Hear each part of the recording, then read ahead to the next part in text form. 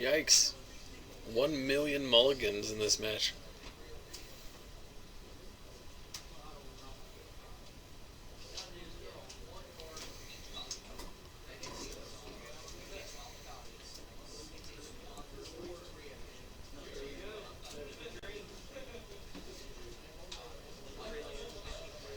Question in chat. What decks will be strongest after Born of the Gods?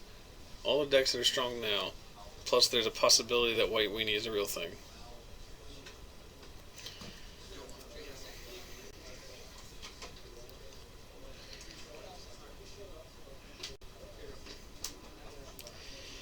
Alright guys, so after a flurry of mulligans, we're off to the races here in our round 3 feature match. We've got 2 undefeated players.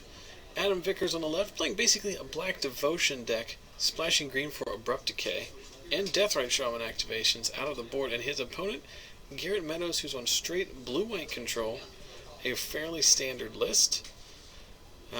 Garrett on 5,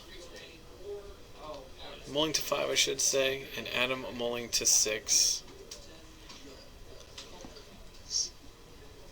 So both players content to play draw go here. Garrett cycling a couple of Azorius Charms, looking for some business, leaving Dissolve mana up. And Adam makes the first play of the game with a Nightveil Spectre, which eats an Essence Scatter.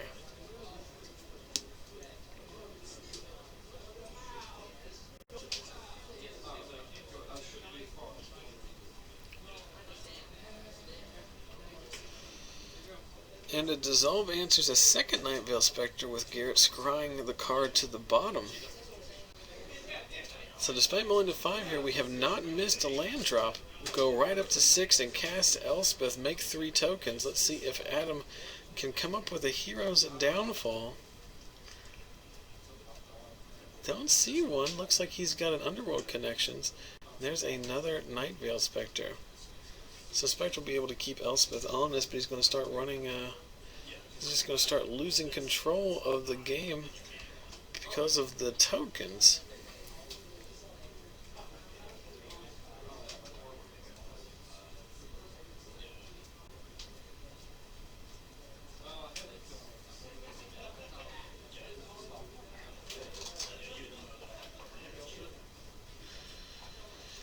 So we serve into Elspeth here for 2. Looks like a Gray Merchant. No Underworld Connections. Underworld Connections on a Swamp. Garrett deciding if it resolves or not. I think if we have a counterspell, we definitely counter it. Underworld Connections, a card that will let Adam draw back into this game. He does decide to dissolve it. And then Adam just passes back. So Garrett with a thinker there, but it eventually ships his top card to the bottom.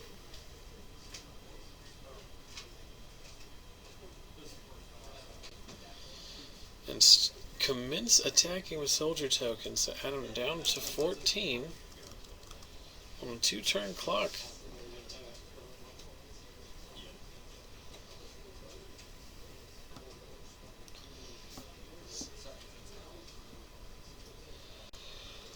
So Spectre serves in again, keeping Elspeth honest here, down to 3 and well off of ultimate, but still making a lot of tokens. There's a Desecration Demon, which does basically nothing at this point in the game. Adam goes ahead and shocks himself down to 12 just so he can leave up, I think, Abrupt Decay or Devour Flesh. Both of them accomplish the same goal here, neither of which is particularly good.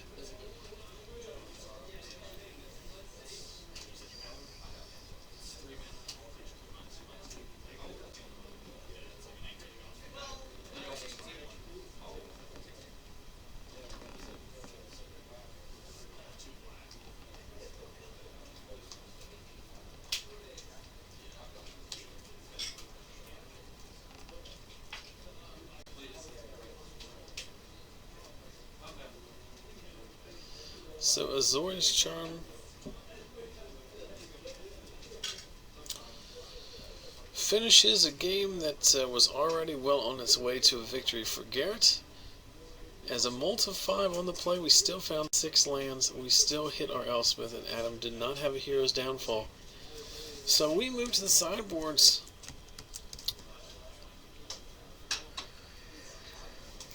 So Adam's on the play here, down a game, having succumbed to an Elspeth in game 1. We'll see if he has a better go of it here in game 2. So a turn 2 duress. Props for the awesome Urza's Saga duress, revealing a trading post, a quicken, a ratchet bomb, and 3 lands. Trading post. Very interesting from Garrett. So we'll see what applications he has for that bad boy. And there is a ratchet bomb on 2. So Sphinx's Revelation down thanks to a duress. But Garrett does have that trading post, so you can get a little bit of card advantage the hard way with it. There's the Underworld connections while Garrett is tapped out. So extra draw steps online. He's at least going to be able to draw 2 cards on it before that ratchet bomb kicks in and takes it out. Another swamp off the top for Adam. Looks like his hand is relatively mana heavy. So there is another duress. Let's see what Garrett's drawn. A land and a dissolve. Probably take the... Well, he's taking the trading post here. Leaving the dissolve. He's going to draw an extra card off his connections.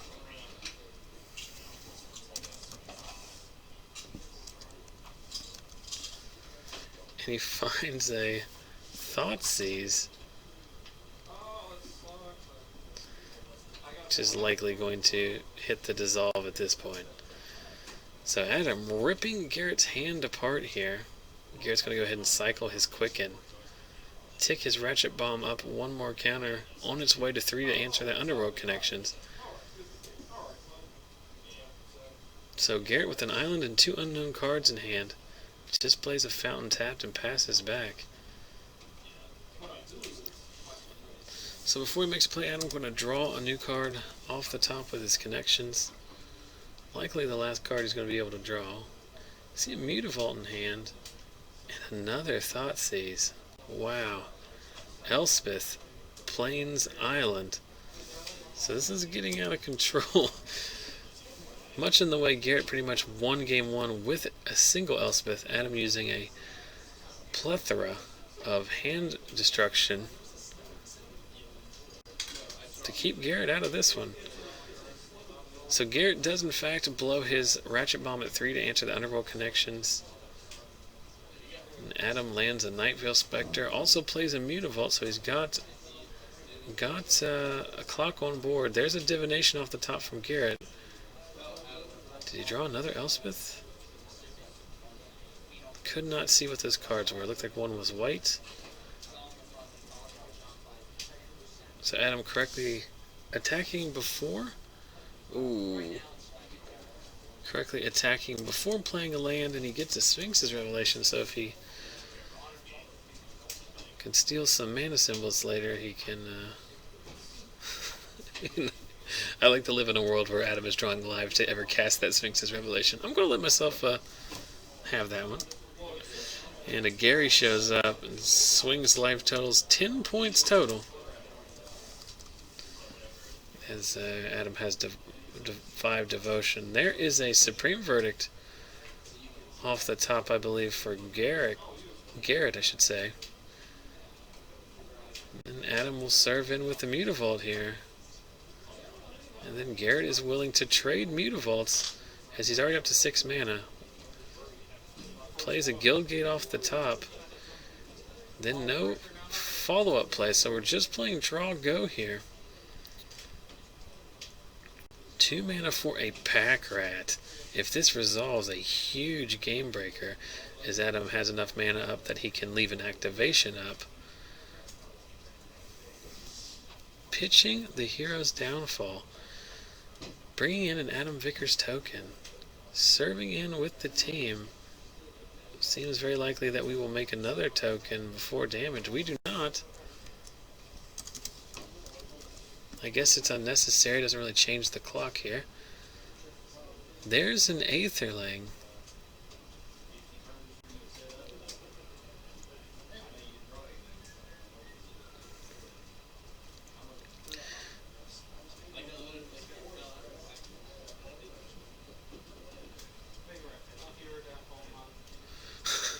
What it looked like was that Adam was casting Here's Downfall on his own pack rat. Instead, he was casting it. I think we serve in here, and before blockers, we can Hero's Downfall, right?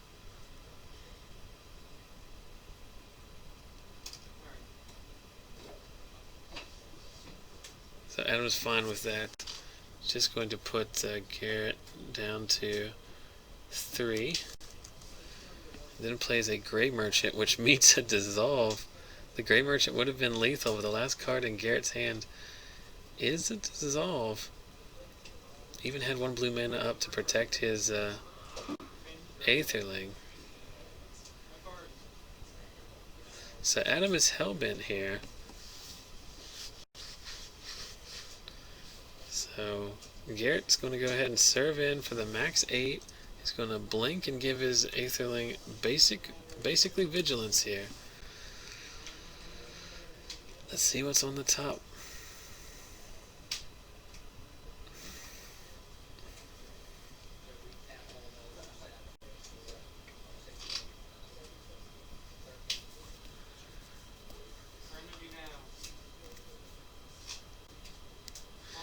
And that's going to be good enough. 3 pack rats means they're all 3 power.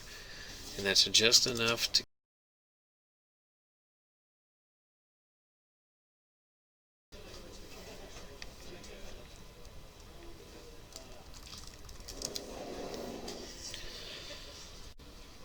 So Garrett's on the play here. Both players keeping their opening 7.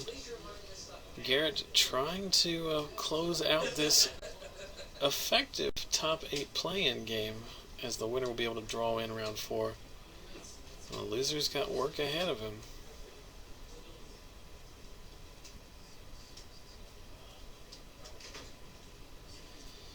Both players content to play draw go here. Looks like a duress coming. Nope, it's a Thoughtseize. And here we go. We've got Mutavault, Jace, Plane, Sphinx's Revelation, and 2 islands it looks like. So Adam takes the Jace, and there is a Deathrite Shaman.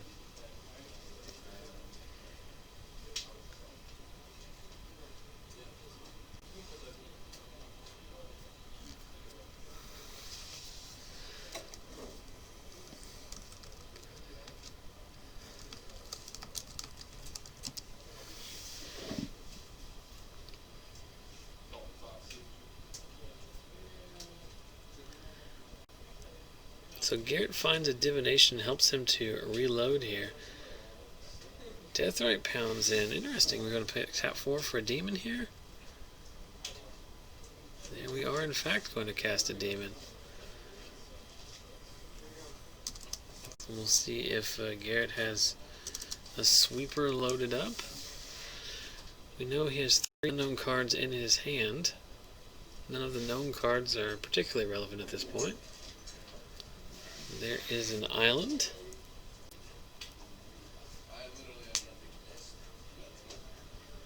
And just serves back here. So there is a pre-combat duress. In response, we're going to Sphinx's Rev for 2. Go up to 21. Revealing Detention Sphere, Elspeth, and Last Breath as the unknown cards, along with 4 lands. So the demon serves in.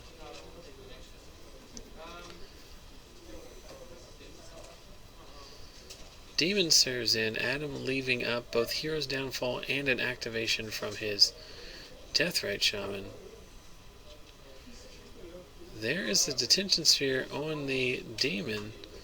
And in response to the Last Breath, Adam is going to eat one of Garrett's creatures. And there, as expected, abrupt decay on a Detention Sphere means the demon comes back. We're even going to be able to attack this turn unless Garrett wants to Stone Rain himself, which he decides he does want to do. Looks like a Night Veil Spectre coming up here. It is, in fact, so. Adam relentless here with his pressure.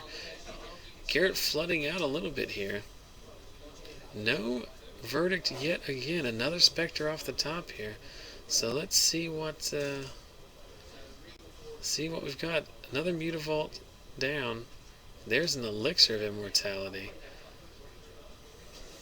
Adam got a couple Gray Merchants in hand, but he's 1 mana off of being able to cast those. Looks like he's going to cast the Elixir.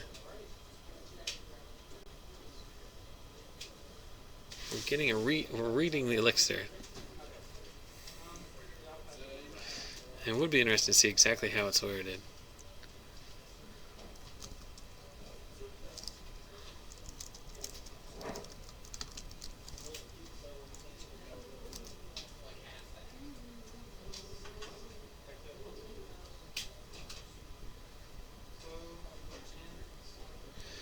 So the way it would work is that you would shuffle Elixir into its owner's library, and you would shuffle your graveyard into your own library, based on the way the Elixir is reading. So Garrett down to 1 here. He's run out of ways to tap the demon. It's a giant 8/8 creature. We get a Hallowed Fountain here.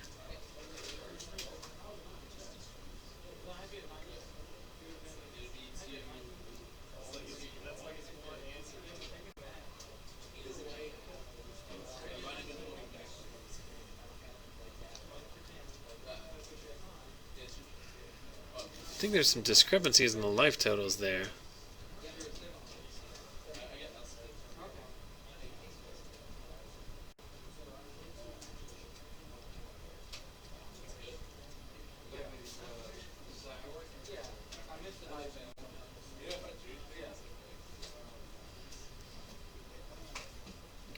So they're working on the life total discrepancy here. I think they're going to settle at 8, I think.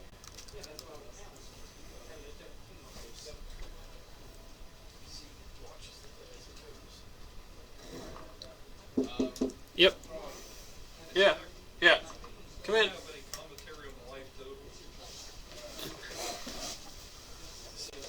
Seems like there was a discrepancy. I had it way different than I was just relying on.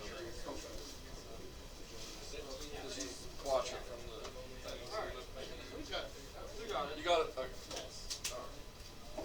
That's what's got it.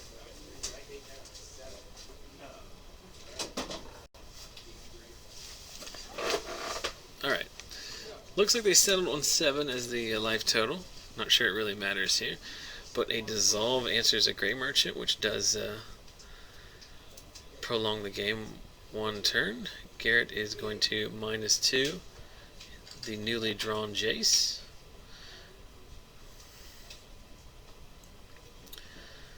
He's going to take the Last Breath, a Detention Sphere on the Desecration Demon.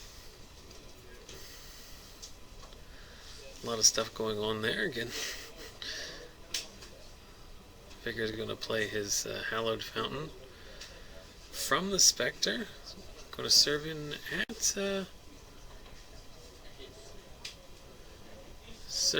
at Garrett exactly because he has a lethal Great